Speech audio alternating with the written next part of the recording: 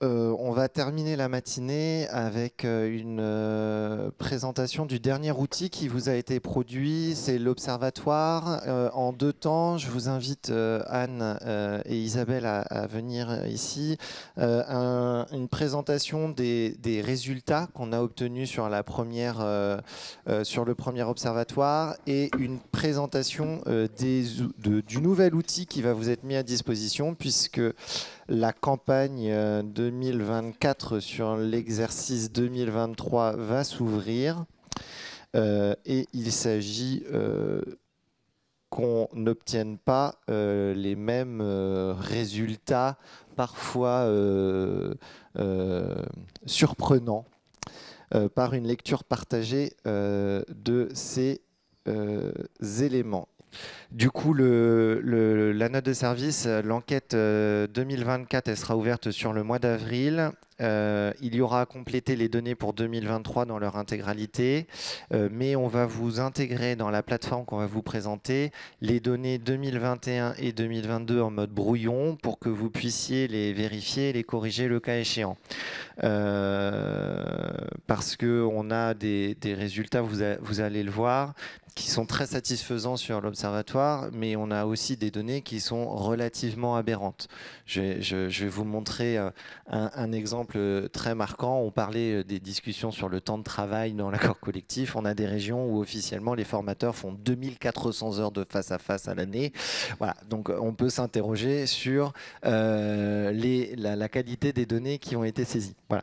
Donc la solution qu'on a trouvée, c'est une injection automatique des Excel que vous nous avez donnés dans la future plateforme pour que vous n'ayez pas à ressaisir.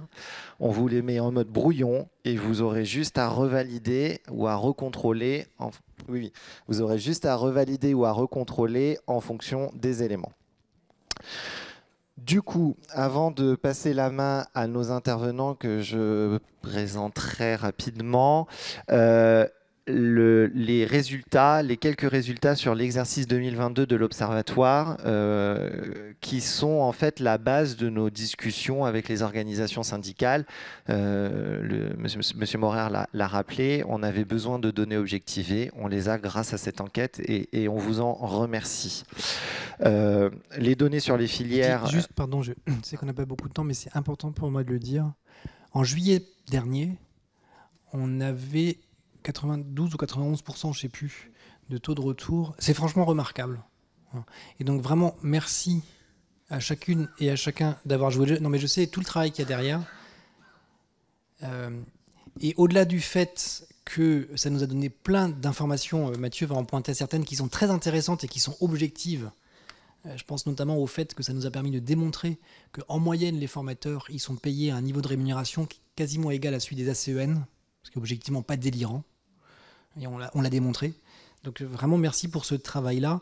On a été bluffé au niveau national par la réactivité de chacun. Donc vraiment merci pour ça.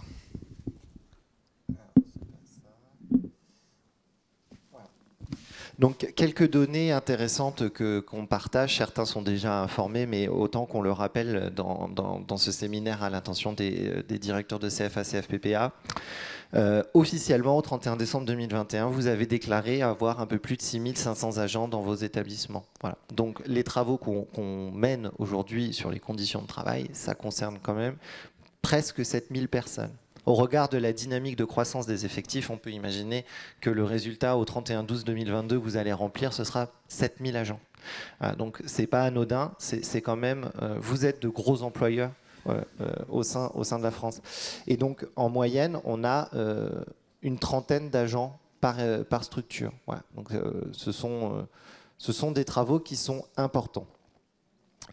Je balayerai vite parce qu'on a des données qui sont des données d'ordre économique dont l'idée est de pouvoir tirer des ratios pour vous aider dans l'outil en tant que pilote, comme outil d'aide au pilotage de l'établissement. Et ça, je laisserai les intervenants présenter ce qu'on va faire. Je voudrais revenir juste sur quelques données. La CDIsation, On avait des revendications des organisations syndicales qui nous disaient qu'on était beaucoup dans des emplois très précaires, etc. On constate qu'on a une CDIsation qui est quand même une part importante des contrats dans nos structures. La question de la féminisation, elle ne se porte pas, puisqu'on est sur des emplois qui sont majoritairement féminins. La politique de CDIsation dans nos établissements, elle est aujourd'hui à 4,5 ans. Donc on est bien mieux que les objectifs maximaux, enfin, les marges de manœuvre maximales laissées par les textes qui sont au max 6 ans. On a une donnée qui est intéressante, qui est la courbe d'âge des formateurs hommes et femmes. Elle nous a permis, cette courbe, d'obtenir la même courbe pour les contractuels dans les lycées et du coup d'objectiver des données de rémunération avec les homologues dans les établissements d'enseignement de formation initiale, scolaire. Et ce qu'a dit Luc, c'est que dans les CFPPA, les agents à âge égal sont mieux payés que dans les lycées pour les contractuels. Donc ça, c'est une donnée objective qui a pu du coup être présentée aux organisations syndicales et qui vient relativiser les propos de précarité qui nous sont systématiquement remontés. Voilà. La typologie des contrats, j'en ai rapidement parlé. Elle nous permet derrière de faire d'autres analyses statistiques. Je ne vais pas vous les présenter aujourd'hui. On a essayé, on a décliné CFA et CFPPA. L'idée, c'était de comparer, est-ce qu'on a une situation différente dans les CFA et CFPPA? Sans surprise, oui. On a quand même des CFA qui tendent à fonctionner davantage comme des lycées que les CFPPA. Ça, c'est lié au principe qu'avant, on avait des conventions quinquennales qui sécurisaient une progression de carrière beaucoup plus forte que les contrats de formation continue. Sur les salaires, j'en ai parlé. Là, on a quelques questions sur certaines données. C'est pour ça, encore une fois, qu'on pourra réouvrir en brouillon. On a des territoires où le salaire moyen est beaucoup plus élevé qu'ailleurs. Alors, dans les territoires ultramarins, ça s'explique par la majoration vie chère. On a des territoires en métropole où on se pose la question. Voilà. Et donc, lorsque l'on regarde le salaire brut moyen, et cette donnée elle est intéressante, on l'a dit pour les formateurs, si on compare avec, sur les autres catégories, globalement, pour le personnel administratif, les agents dans les CFPPA sont mieux payés que dans le public moyen du territoire ou sur le tertiaire privé. Le personnel technique aussi, les fonctions de direction un peu moins. Voilà. Ça va changer, mais on a des données qui sont objectivées. Derrière, elles vont vous être fournies avec des comparatifs territorialisés. Et donc, pour vous, ce seront de vrais outils de pilotage et de discussion dans les centres. J'avance assez vite. On avait un item sur les arrêts de travail. Globalement, l'objectif était de voir est-ce qu'on a plus d'arrêts de travail dans les CFPPA ou pas. C'était une donnée qu'on considérait comme révélatrice d'un bien-être ou non dans le centre. Globalement, on peut se dire que dans nos CFPPA, ils ne sont pas malheureux parce qu'on a moins d'arrêts de travail, quasiment moitié moins que sur la partie lycée. Le nombre de sorties et le nombre d'entrées permettaient de voir la dynamique de turnover au sein des établissements. On reste sur une dynamique qui est relativement élevée puisque 700 sorties, 1400 entrées. Donc on a de vrais mouvements. 700 sorties sur 6500 agents, ça représente quand même un taux à 12%. On est sur des taux qui sont assez élevés et qui correspondent au secteur. C'est une remarque qui avait été formulée, c'est une remarque que l'on constate à travers l'Observatoire. Les niveaux de salaire au recrutement sont plus élevés, ce qui est normal, on est sur une situation de marché en tension, mais cette situation, elle entraîne un tassement des conditions de rémunération dans les centres. Voilà. Et donc ça, c'est une question qui peut s'être posée dans la politique de gestion des parcours professionnels des agents dans l'établissement. Voilà. C'est une remarque qui est soulevée d'ailleurs par les organisations syndicales au sein de la commission, à laquelle on n'a pas de réponse à apporter, puisque on l'a dit, la rémunération, c'est une condition qu'on laisse entièrement au local. Et en tout cas, ça peut amener à se questionner quant à la gestion de ce tassement des conditions de rémunération dans les centres. Les heures de formation, là, l'idée, c'était d'avoir une visibilité, comme tu l'as dit, Fanny, d'essayer de faire des corrélations entre niveau d'activité, niveau de rémunération. Et derrière, l'idée, c'est aussi de vous offrir à terme un outil qui permette de comparer vos ratios avec des établissements similaires aux vôtres. Donc, on maintient en fait ces saisies sur les activités pour à terme avoir des bases de données qui permettent des croisements et vous aider.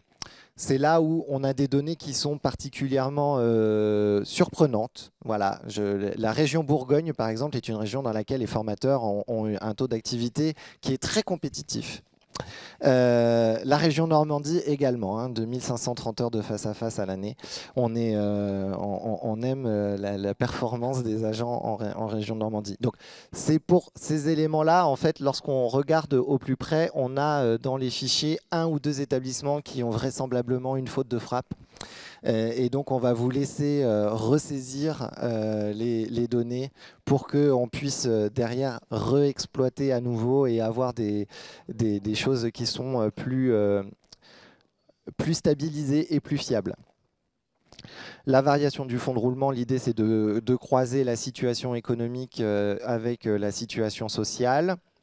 Le statut des directions, je ne m'arrête pas dessus. Des données qui sont intéressantes et sur lesquelles, du coup, il y a eu la question qui a été posée par le directeur de Saint-Poinge.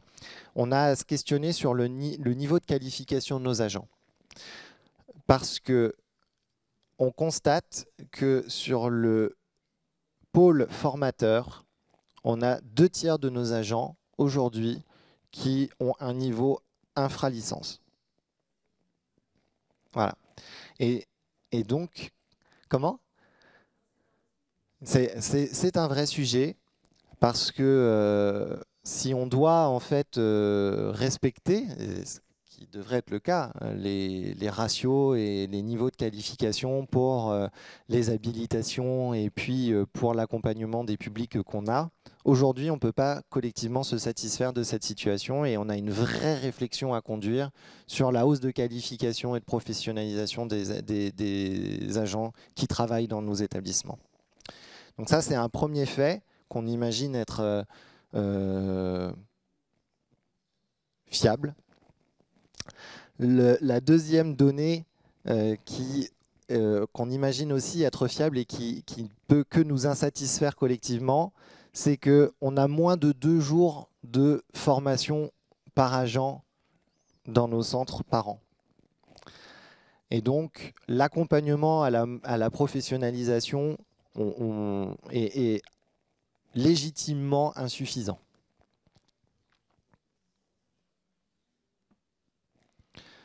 Voilà les quelques données très intéressantes que l'on a eues sur ce premier observatoire qui a été renseigné rapidement et encore une fois, on vous en remercie. Et donc, il s'agit aujourd'hui de vous présenter le nouvel outil. Est-ce que tu as un accès à Internet comment... Je vais donner la parole. Donc Isabelle Audebert, moi je travaille au CNERTA Web à Institut Agro. On a déjà travaillé en collaboration avec le BFPC pour d'autres logiciels tels que les certificats, donc vous connaissez peut-être déjà. Et donc je suis chef de projet sur cet outil. On a travaillé aussi pour Prince d'Agri, mais donc ça ressemble beaucoup. Anne Lonès, donc moi je suis statisticienne, je travaille aussi avec l'Institut Agro et c'est moi notamment qui ai sorti toutes les données, qui ai repéré certaines qui étaient aberrantes, mais pas toutes. Je tenais à ce que les équipes soient là aujourd'hui parce que en fait, cet observatoire derrière, il est traité, il est analysé avec des personnes extrêmement compétentes. On a de vraies données statistiques à l'issue qui sont pour la DGER, qui ne cherchent pas à vous ennuyer, à vous donner du travail supplémentaire, qui sont pour nous des données avec lesquelles on peut traiter et défendre les intérêts des établissements. Voilà, je tiens à le rappeler. On a essayé de concentrer l'ensemble des enquêtes des GER dans une seule pour les centres, qui est lourde certes, mais qui est pour nous en tout cas extrêmement importante. Donc voilà, vous savez derrière qui exploite les données que vous renseignez et le regard qui nous permet de dire que là, on a besoin de réouvrir l'enquête pour corriger certaines saisies. Merci beaucoup en tout cas. Donc j'ai fait des copies d'écran, je vais vous présenter l'outil qui pour l'instant est en qualif et qui sera donc bientôt opérationnel. Donc l'idée effectivement, comme l'a déjà expliqué Mathieu, c'est qu'il y aura la possibilité de, la saisie pour les années 2022, pour l'année 2022 et en mode brouillon 2021-2022, sachant que comme il y a eu quelques évolutions par rapport au formulaire, on ne pourra pas reprendre la totalité des données, mais du coup, effectivement, se ressortira en erreur ou en alerte, ce qui n'est pas tout à fait, a priori, analysé comme étant dans le cadre. Et on aura peut-être quelques problématiques si, pour certains centres, s'il y a eu un changement d'intitulé ou des fusions ou de nom. Donc ça, il faudra aussi que je revoie un peu au détail pour ces centres-là. Voilà, donc il y aura une adresse en ligne qui sera tout à fait publique, mais par contre, derrière, l'authentification se fera uniquement par le CAS Educagri. Donc, je ne sais pas si ça parle à tout le monde, le CAS Educagri, mais si vous n'avez pas de compte, ce ne sera pas possible en fait de se connecter sur l'outil. Et du coup, ça sera login, mot de passe de la messagerie. Donc, sur l'outil, il y aura la connexion. Voilà le premier écran. Et ensuite, donc l'accès par le CAS. Voilà. Et donc ensuite, donc la première étape, du coup, quand vous êtes connecté, il y aura une reconnaissance de vos fonctions.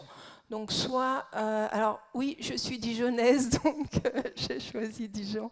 Il fallait absolument, je ne peux pas inventer des données, donc il fallait absolument que je sois rattachée à un établissement. Et donc, la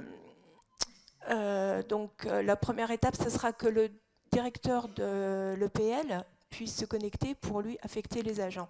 Et donc, en se connectant, on reconnaît les affectations possibles, donc soit le CFA, soit le CFPPA, soit les trois.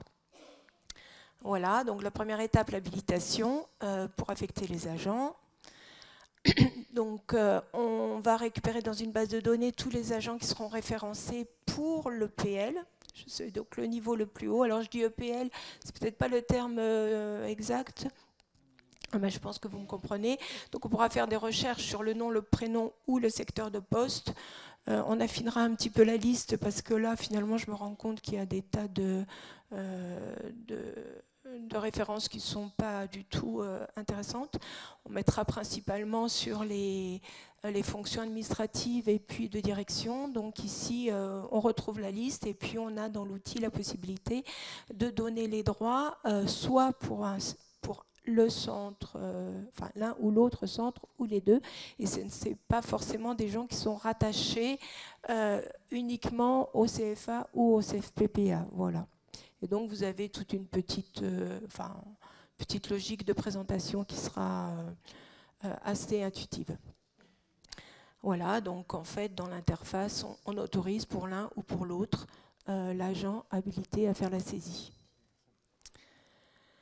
Et donc la deuxième étape, c'est la saisie. Donc en fait, on peut tout le temps se connecter, mais on ne peut faire de saisie que si on est habilité. Donc c'est la deuxième étape. Donc il n'y a pas de grand changement par rapport à la répartition des questions, on va dire. Elles sont en 6 formulaires principaux.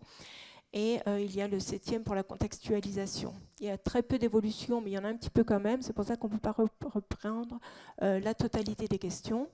Et vous aurez évidemment un petit peu plus de réactivité, on va dire, qu'avec un outil Excel. Typiquement, le tableau de bord de l'état d'avancement.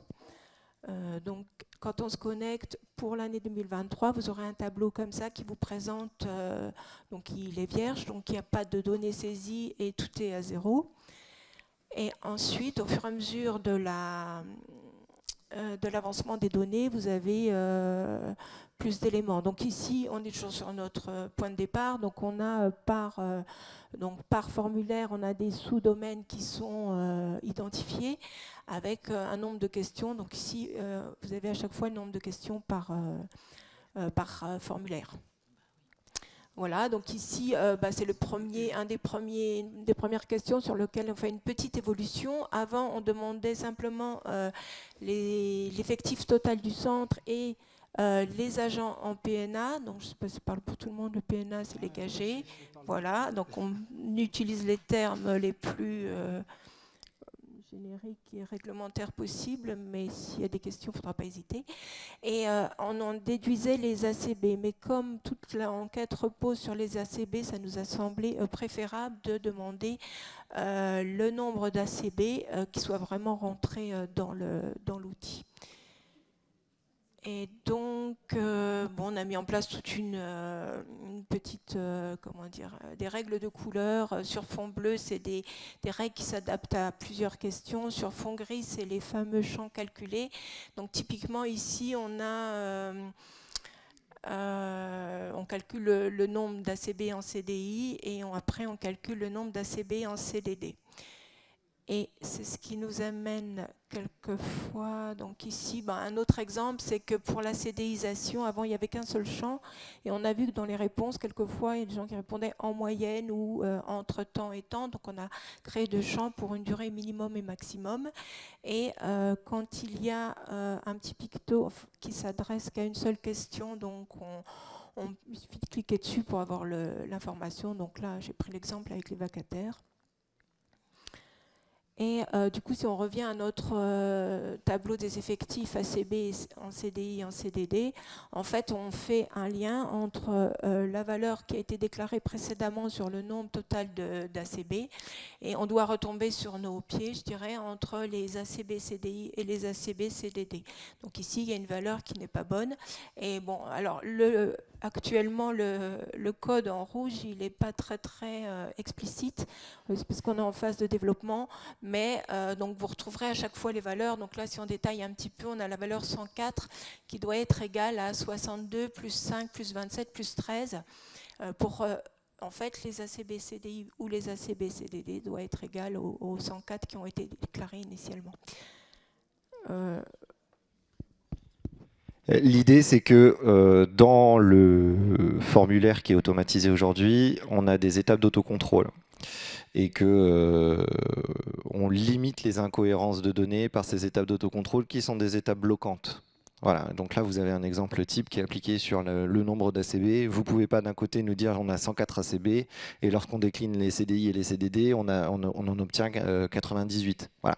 Et donc là vous serez bloqué et il s'agira après de recontrôler les données que vous avez préalablement saisies. Donc oui, il y a des fois ce sera un peu agaçant, mais en même temps, voilà, la machine compte. c'est compté. Et par contre, on a deux types d'erreurs. Donc je pense qu'on arrive, voilà, on arrive sur. Ici, on a commencé à saisir nos données et on arrive donc sur le tableau de bord où on voit qu'on a déjà bien travaillé.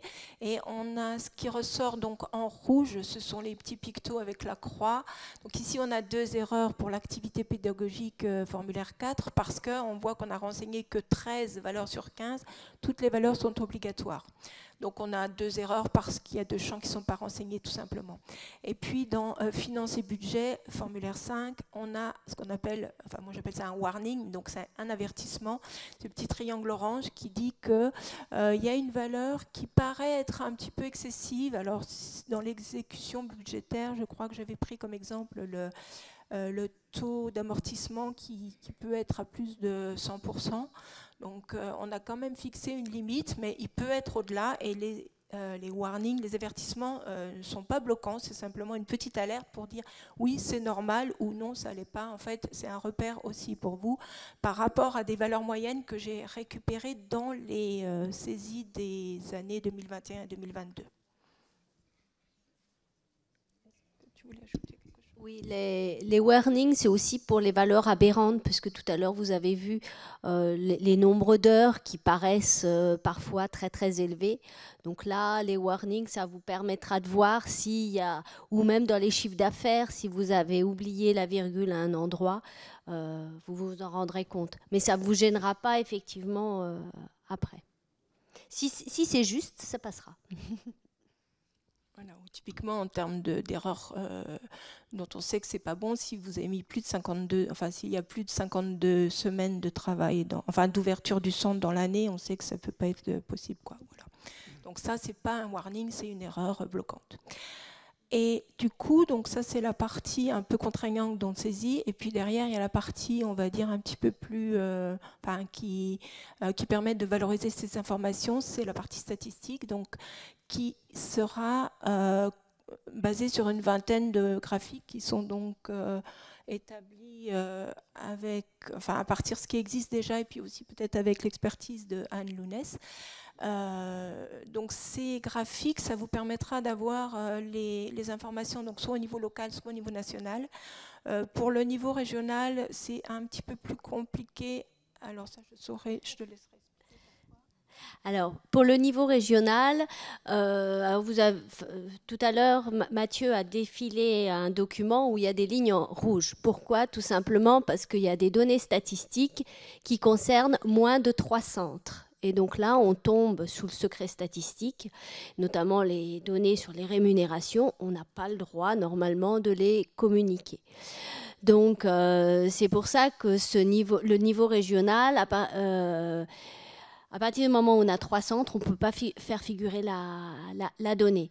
Donc là, on est en train de réfléchir comment on va faire. En tout cas, vous aurez le niveau local et national, ça c'est sûr.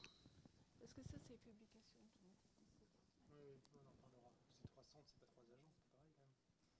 Oui, mais 3 établissements. Ouais.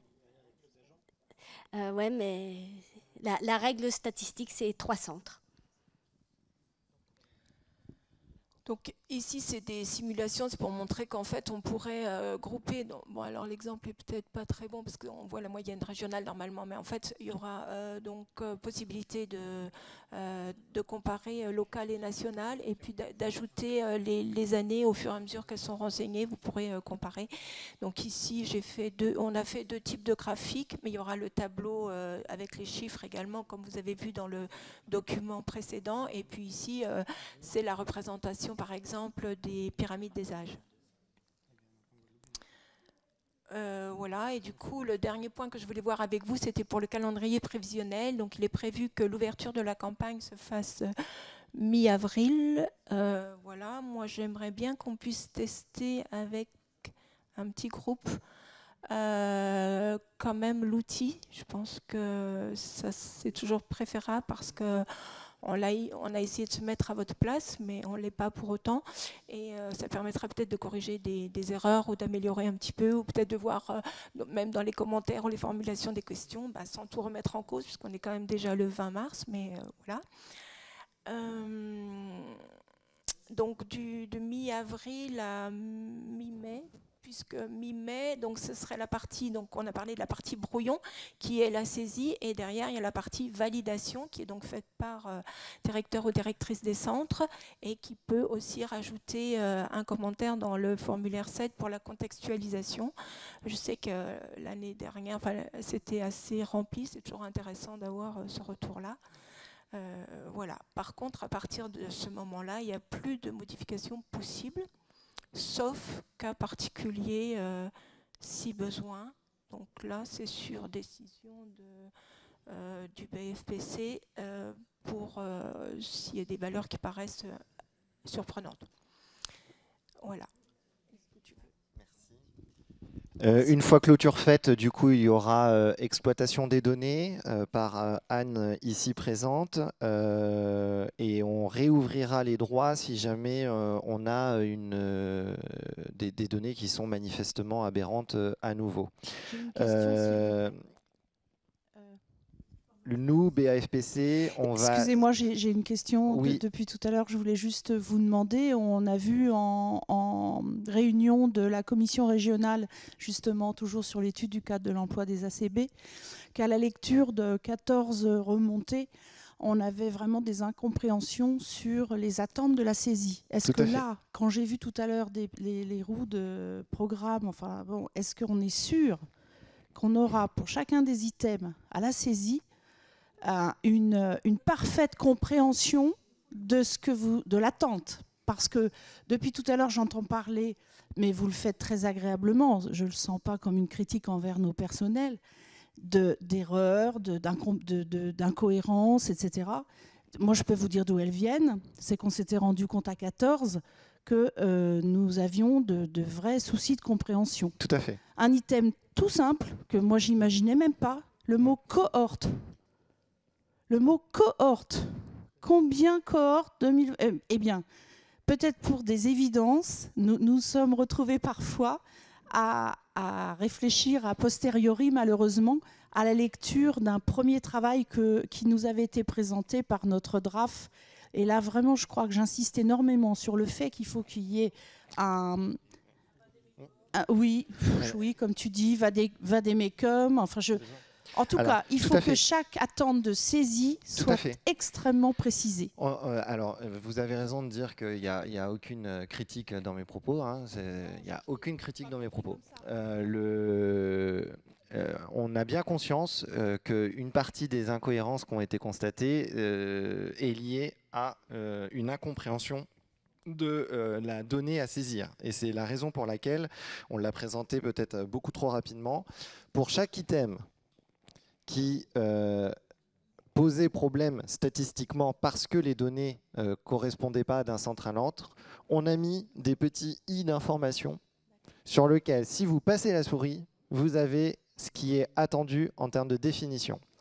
L'idée justement de ce qu'a demandé Isabelle, ce serait qu'on ait 2 ou 3 directeurs qui passent la souris et qui commencent à saisir les données. Si les saisies sont données, elles seront enregistrées en mode brouillon, donc vous aurez fait le travail avant la période demandée. On ne vous demandera pas de la ressaisir après. Et nous disent, bon bah là en fait, même la notice, je ne comprends pas. Et auquel cas, il faudrait qu'on la détaille davantage. Peut-être un... Pardon, est-ce que ça marche? On se présente à vous? Ou est-ce que ça marche? Oui, pendant midi. Oui, ok. Ouais. Est-ce que vous m'entendez? Oui, d'abord, juste pour répondre à la question, peut-être concernant cette utilisation et de ce nouvel outil, et notamment la définition, la notice d'utilisation, peut-être effectivement, au-delà des 2 ou 3 testeurs, un tout petit groupe de travail qui permet juste d'affiner et d'être sûr qu'il n'y a pas d'incohérence a priori. Il faut qu'on voit comment on peut le mettre en place, Mathieu. Tout à fait, hein, sachant que ce sera très très très rapidement si on le met en place, puisque l'optique c'est une publication pour le 15 avril. Donc du coup on décalera la campagne. Je pense que, pardon, je réfléchis à voix haute, mais ça vaut la peine éventuellement qu'on se donne 2 semaines de plus pour que le truc soit abouti et ça vaut la peine que quelques-uns d'entre vous, s'ils sont nécessaires, nous consacrent. Alors, je pense qu'il faut y consacrer une journée, mine de rien, parce qu'il y a quand même beaucoup de changes. Et peut-être qu'il faut, alors on va le faire après la réunion, mais qu'on cale une journée de travailler avec quelques utilisateurs volontaires. Donc vous pourrez d'ores et déjà nous faire savoir qui sont les volontaires, quitte à ce qu'on publie la note de service et qu'on décale les échéances de 2 semaines. Moi, je préfère ça, que quelques-uns consacrent l'énergie nécessaire à ce qu'ensuite, l'énergie de tous soit mieux utilisée, quoi. Juste une question. J'ai peut-être été mauvais élève. Je suis au fond. Oui. Monsieur Prévost. Est-ce que les résultats de l'enquête de l'an dernier que vous nous avez présentés, est-ce qu'ils ont été, enfin, ils sont disponibles ou pas? Mais complètement. Et comme nous sommes dans un processus, si, ils sont disponibles. Non pas la synthèse. Oui. Les synthèses ne sont pas parvenues jusqu'aux directeurs de centre qui se sont donné la peine de remplir. Je préfère la formulation comme ça. Donc on les aura. Et comme nous sommes dans un processus d'amélioration pertinente et partagée, comme nous voulons tous qu'à la fin, tout le monde ait le retour de ces données, parce que, enfin, au fin fond, les données, elles sont utiles au niveau national, mais elles sont d'abord utiles au niveau local pour piloter son établissement. Tout à fait. J'entends qu'il y a encore un chemin de progrès là-dessus, pas de problème, on va le parcourir ensemble. Et il y a moi, j'imagine comme ça que tout le monde a sous la main le document national qui a été présenté par Mathieu. Je comprends que c'est pas le cas, c'est pas grave, celui-là il existe, on va le rediffuser avec ses imperfections. J'imaginais que chacun au niveau régional avait sa synthèse régionale que nous on a diffusée au SRFD. Je comprends que c'est pas forcément le cas partout, c'est pas grave, on va aller jusqu'au bout de ça. Et vous avez compris que dans le nouvel outil qui est proposé, il y a moyen directement au niveau local de faire ses propres restitutions à travers un certain nombre de schémas qui sont intéressants. Voilà. Donc on va améliorer ce point-là. On va mettre en place assez rapidement un groupe utilisateur, donc les quelques volontaires, je veux bien que vous vous signaliez dès aujourd'hui pour qu'on organise la réunion. Et on est vraiment sur une logique d'amélioration progressive. Maintenant, si je regarde juste le chemin qu'on a accompli depuis 1 an, c'est-à-dire seulement 12 mois, on a collectivement fait quelque chose d'assez remarquable. Alors, on n'a pas diffusé au national, on s'est limité dans les commissions. Pourquoi? Parce que, on a des données qui sont non exploitables et il ne s'agirait pas d'aller présenter un document qui n'est pas correct dans sa globalité. Où il aurait fallu qu'on extrait tout ce qui nous semblait être douteux. Et voilà. Quand on a terminé l'analyse, on était au mois de janvier. Et on savait qu'au mois d'avril, on allait réouvrir une campagne dans laquelle vous alliez avoir les résultats immédiatement après, en clôture de votre saisie. Donc on s'est dit, on va attendre 4 mois et il y aura les résultats de 21, 22, 23. Juste avant de te donner la parole, donc nous, le BAFPC, on va saisir des données. Ce module-là, il est encore en cours de développement. Il sera livré un petit peu plus tard qu'à l'ouverture de la campagne parce que le développement informatique, ça prend un peu de temps. On va saisir des données pour intégrer des stats de l'INSEE. Je vous en avais déjà un peu parlé, mais des stats de l'INSEE sur la rémunération territoriale publique, toute fonction publique confondue, et le privé tertiaire. Ça vous permettra de comparer les éléments de rémunération qui sont intégralement à votre main avec ce qui se fait dans votre territoire sur des fonctions à peu près similaires, à savoir soit la fonction publique, toutes fonctions publiques confondues, donc ça inclut l'hospitalière et la territoriale, soit dans le privé tertiaire. Voilà, et donc comme ça, vous aurez un vrai outil de pilotage. Il n'y a qu'un bémol sur ces données-là, c'est que l'INSEE publie des données en N-1, voire en N-2. Donc là, on va saisir pour les données 2021. Mais au moins, vous aurez une visibilité sur la situation économique de votre centre en 2021 par rapport à ce qui se passe dans votre territoire. Du coup, je finis ma question avant de passer le micro. Effectivement, ça tombe bien que vous ayez évoqué ça. Une des questions qui était latente entre les établissements l'année dernière, c'était le terme rémunération. Donc en France, le terme rémunération englobe le salaire plus les indemnités. Effectivement, vous nous avez dit qu'à première vue, on payait très bien nos formateurs et qu'ils étaient mieux payés que des fonctionnaires, parce que j'ai compris. Des contractuels du lycée. Ah, oui, bon, ça, c'est pas difficile à être mieux payé. Pardon. Il y a des grilles.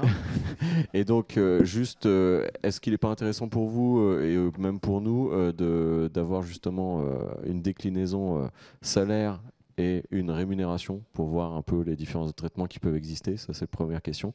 Et deuxième question, si je ne me trompe pas, l'an dernier, je ne sais pas si c'est prévu cette année, il n'y avait rien par rapport au CFPPA, voire même pour les CFA, sur la partie utilisation de prestataires. Donc qui ne sont pas des salariés, on est bien d'accord, mais ça peut être un bon indicateur, je pense, pour le ministère pour savoir quelles sont les politiques de pilotage utilisées dans les établissements. Mais ce n'est qu'un avis personnel. Alors, je vais vous répondre sur le principe et puis après on vous répondra au fond. Sur le principe, on peut toujours raffiner le nombre d'indicateurs, mais à moins, il y a une question d'équilibre entre le temps qu'on y consacre et le résultat que ça donne. Éventuellement, on peut prendre à bord des modifications, mais si on le fait, ça sera pour l'an prochain. Après, une fois que j'ai dit ça, c'est quoi la réponse précise aux questions, si on l'a, ou sinon on la fera par écrit, parce que... voilà. Ok. Oui, j'avais 2 questions. Alors, je ne me suis pas présentée tout à l'heure. Caroline Fred-Vergne, adjointe FPCA sur Nîmes-Rodillan. La première question, elle est technique. Est-ce qu'on pourra avoir des statistiques EPL qui englobent le CFA et le CFPPA? Est-ce qu'il y a possibilité d'une édition statistique de mutualisation des 2 données? Et la deuxième question... je vais répondre, pas pour cette année. Voilà. Mais en revanche, on peut le faire pour l'an prochain, ça a du sens. Surtout alors, si on va par ailleurs vers un centre unique. Tout ça. C'est ça. Donc quand on est sur des postes en adjoint FPCA, on fonctionne sur des centres uniques avec des échanges de services entre centres. Et ma deuxième question, vous avez parlé tout à l'heure de changement de modification de code rural concernant les prérogatives du CA. Est-ce qu'il va en être de même par rapport au conseil de centre et de perfectionnement, puisque pour l'instant, on est obligé légalement, réglementairement, de faire 2 conseils de centre, alors qu'on fonctionne en FPCA et qu'on est de plus en plus mutualisé dans nos activités. Mais alors, je vais répondre à cette question, mais je voudrais que ça soit ma dernière réponse de la matinée, donc je ne sais pas s'il y en a une autre avant, ou sinon si on va tous manger. Alors, voilà, une là, et puis après je répondrai à votre question, puis on ira manger.